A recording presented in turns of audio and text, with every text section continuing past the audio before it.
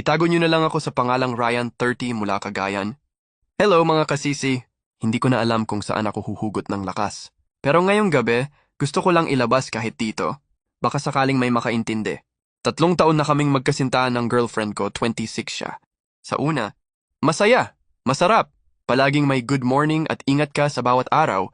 Pero habang tumatagal, parang ako na lang yung lumalaban. Parang ako na lang yung nakatali. Hindi sa pagmamahal, kundi sa takot.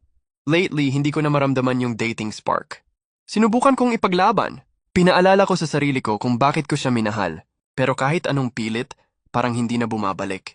At habang nilalabanan ko yung pagod sa loob ko, may isang bagay na hindi ko maalis sa isip ko. Gusto ko na siyang hiwalayan. Pero hindi ko magawa.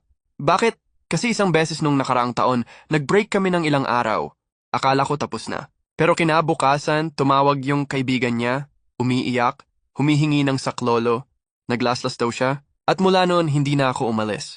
Hindi dahil mahal ko pa siya, kundi dahil natakot na ako sa pwedeng mangyari kung mawala ako. Minsan ko siyang kinausap tungkol dito, kung paano ako naiipit sa konsensya. Ang sagot niya, kung iwan mo ako, bahala ka. Basta kung may mangyari sa akin, alam mo na. Paano mo iiwan ang isang taong ginagamit ang sariling buhay bilang tali sa'yo? Mas naging mahirap pa nang sabihin ng pamilya niya na kapag may nangyari raw sa kanya, ako raw ang mananagot. Na kung may masamang mangyari sa anak nila, ako ang isasama sa kaso. Ngayon, araw-araw akong may dalang takot. Ayoko na. Pero hindi ako makagalaw.